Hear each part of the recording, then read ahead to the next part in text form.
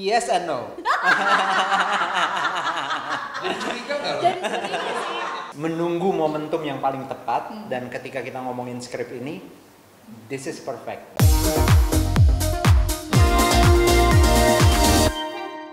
Iya Pak, asli kamu pasti bohong deh. Halo, selamat pagi Pak Rahim. Sudah Pak?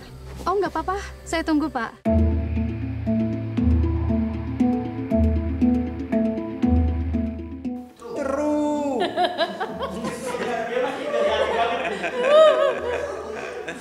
Yang pasti jadinya kan harus ada elemen prokes ya yang cukup tinggi. Terus karena kemarin di Paranoia terutama kita sangat mengedepankan kenyamanan dan keamanan ruang kerja, kita memutuskan di karantina bersama gitu, dan itu kan jumlahnya lumayan ya, hampir lebih dari 50 plus orang. Dan semuanya kita taruh di penginapan gitu, jadi ya mahal.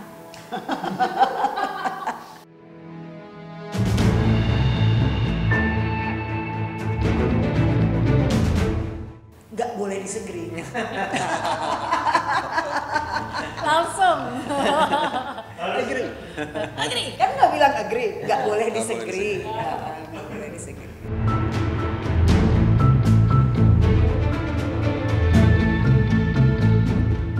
Agree. Jelas lah kalau di dalam bioskop kan kita pakai masker dan memang juga ada protokol kesehatannya juga, dan memang dari tempat bioskopnya juga kan dia melakukan pembersihan yang memang meyakinkan kita bahwa itu aman juga. But masker on all the time. So yes, tempat makan masih ada kesempatan buka, ruangan ketutup juga, ngobrol-ngobrol, ketawa-tawa.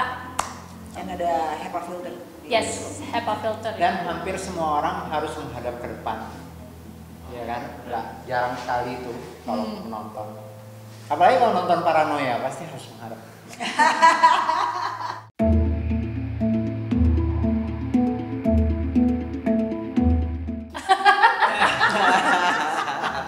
Sebenarnya sih hampir semua, menurut saya ya, hampir kebanyakan orang yang hidup sebagai aktor atau bintang mau tidak mau jadi lebih curigaan dibanding yang lain gitu ya, karena harus sering sekali privasinya ini kan ya, apa istilahnya?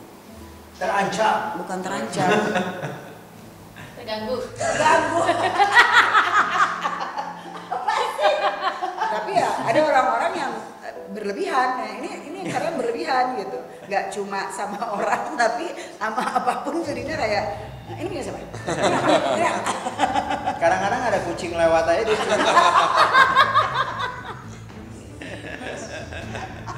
Yes lagi orangnya jawab. Yes. Tapi itu sama kucing aja, kalau sama anjing enggak. Karena dia adalah makhluk yang bisa dipercaya. Laura, jangan mudah percaya sama penampilan. Kamu jangan kesana-sana lagi. Bisa jadi dia teman bapakmu.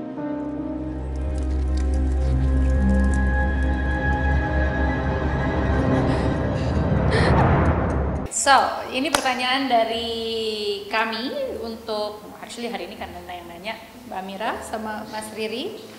So, aku mundur deh biar kelihatan dua-duanya. Kita langsung curiga kan? Bukan saya aja yang curiga. So, were we cast yang sekarang main ini adalah your first choices? Itu dulu. Yes and no. Yes and no. Jadi curiga nggak lo? Sebenarnya pikiran bahwa ada Nak dan ada Niko di dalam film ini selalu ada. Tetapi pada saat yang sama menulis cerita ini juga adalah proses yang tidak sederhana.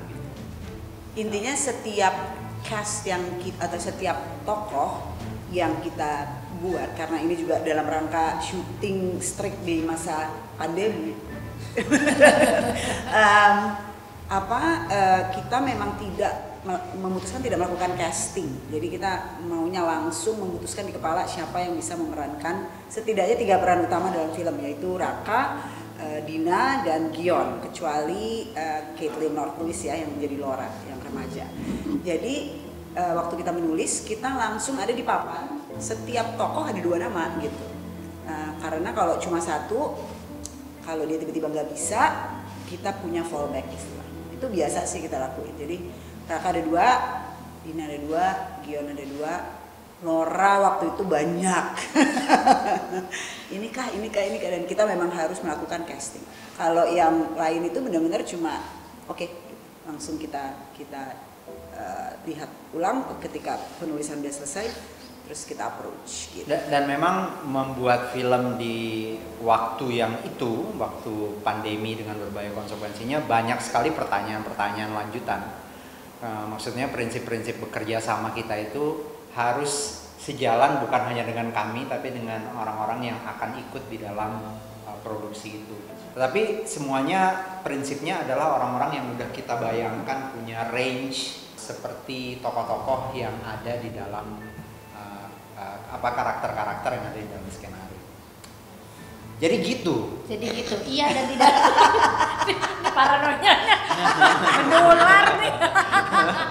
Berarti pertanyaannya kan tadi udah yes and no. Berarti jawaban panjang ya.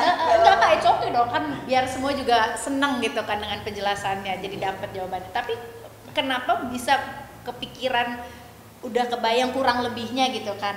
Tim A, tim B-nya gitu siapa gitu. Kenapa dipercayakan orang-orang yang sudah disebutkan di tim A, di tim B itu? Ya jadi kayak mix match gitu kan. Ketika nama-nama tadi udah disebut, kita bisa membayangkan oke, dia bisa menjadi the wife, ini bisa menjadi the husband, ini bisa menjadi the stranger. Ketika udah diputuskan si husband sama si wife sepakat, kita cari dokter yang kira-kira cocok. Segaris. Kurang lebih gitu sih, dan nggak menjawab ya. Tapi nggak mau banyak banyak juga. Spoiler. Tunggu, gue curiga kamu kalau ketawa lu Tarno. Jangan curigaan, Mbak. Jadi orang tuh nggak boleh curigaan. Jadi itu terjadi kalau diawali dengan sebuah kecurigaan di sebuah hati. Ya gitu. Kenapa percaya? Berarti kenapa percaya dengan yang pilihan tim A? Dia pasti lah, yang 3 orang ini nih, yang Iya. tiga tadi. Jaminan mutu kan? Jaminan mutu. Oke, saya udah selesai pertanyaannya. Oke, ada yang kedua. Jadi ya as usual lah, pasti semua orang juga menanyakan bahwa you guys usually make like movies-nya kan seperti apa? Tingkat kenervesannya untuk akhirnya masuk ke dunia thriller itu seperti apa sih? Sebenarnya kalau thriller itu adalah genre yang juga selalu ada di dalam pengamatan gue pribadi gitu. Maksudnya banyak film-film bagus yang masuk dalam kayak top 10 list film terbaik yang ada di kepala gue itu banyak yang adalah genre thriller. Maksudnya kayak salah satu sutradara terbaik menurut gue itu Stanley Kubrick misalnya. Dia punya film yang genre-nya thriller yang sangat dikenal gitu. Dan sebenarnya lebih kayak psychological thriller ya. Bagaimana ketakutan misalnya itu bisa mengubah cara pikir orang atau membuat orang menjadi lebih rumit gitu hidupnya, misalnya kayak gitu. Terus ya action itu juga adalah bagian yang tidak bisa lepas dari keinginan gue untuk mencoba gitu. Kita pernah bikin Pendekar Tongkat Emas tahun 2014. Waktu itu bukan gue sutradaranya karena waktu itu keder ya.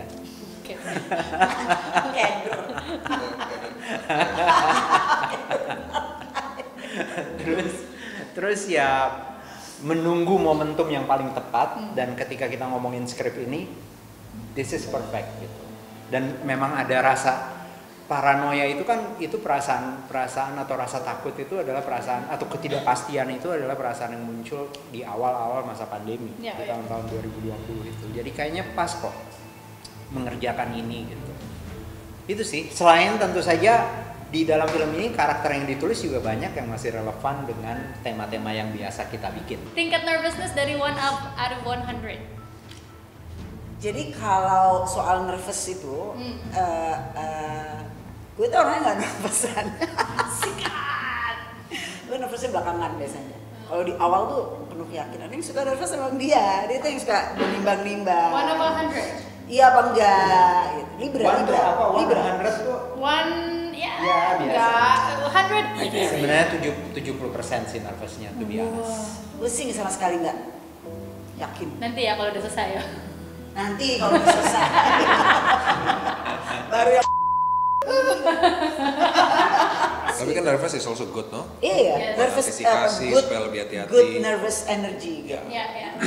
Jadi lebih ketiban lagi sama excitement loh, ih syuting. Biar nggak boleh semua. Iya sih, kita syuting tuh seneng banget pas. Iya. Ya ampun, itu pas di hari pertama kita dikumpulin semua di Mas itu kayak Iya kan, kita kan kayak Tidak menyangka. wow. Halo, nama aku Laura. Nama kamu siapa? Aku panggilnya Om atau Kak? Tuh. Syuting 1 bulan. Iya. Kan footage banyak, ya. Terus yang sisanya footage-nya diapain dan cari masuk. Oh. Pertimbangan satu scene keluar atau masuk gitu. Tapi kan film ini kita Kayaknya pakai bukannya pas semua ya. Yes. Hah? Yes. Pakai Benar semua banget. kan? Maksudnya di film Maksudnya ini gue itu salah satu kekaguman gue kali ini. Biasanya tuh kalau syuting Maria Reza, cut pertama itu bisa sampai 4 3 jam. jam, 4 jam. Jadi banyak sekali. Ini first cut? Wow. Ini first cut aja kita udah Hampir, langsung iya. 2 jam. udah 2 jam. Iya. Exactly. Jadi memang Jadi scene dari yang dianggap. Tidak ada yang Biasanya- tidak ada yang biasanya kan Sibuk. maaf ya, Ini kamu cabut nggak ada ini. di filmnya gitu. Ya kita harus hilangin siapa gitu. Nah, ini pemainnya sedikit, Betul. lokasinya dikit, syutingnya juga nggak banyak-banyak banget, jadi apa yang mau bilang gitu. Semuanya kamus. Udah disiapkan banget ya, matang banget. Oke, ini ada satu pertanyaan, Cak. bukan dari saya, bukan dari gue, tapi dari ini acara ini. Oh. Suruh nanya, Ya, disclaimer banget. kenapa di trailer karakter Raka nggak ngomong?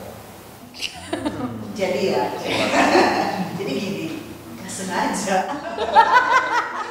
Kita maksudnya bikin Nggak direncanain. tidak rencanain, pokoknya kita bikin trailernya kita cut dan oke, rasanya sih lo ngomong gitu, tapi kita nggak Mungkin sampai suara-suara di kepala. sampai kita memutar perdana trailer kita di sebuah acara yang diadakan oleh IFDC. Terus diputar di hadapan beberapa teman-teman film dan ada yang komentar, Edwin, gila lo ya Niko nggak ngomong gitu ya. Dia kan, wah gila, dia kayaknya WA deh. Dia bilang tuh gila, Niko nggak ngomong. Terus sampai ngecek lagi gitu, hah dia nggak ngomong ya? Padahal gue main di film dia hampir nggak ada ngomongnya sama sekali. Ini di Postcard trailer. from the zoo. Ya, Jadi gue harusnya dia nggak seperti terkejut. lo mengharapkan dia ngomong apa?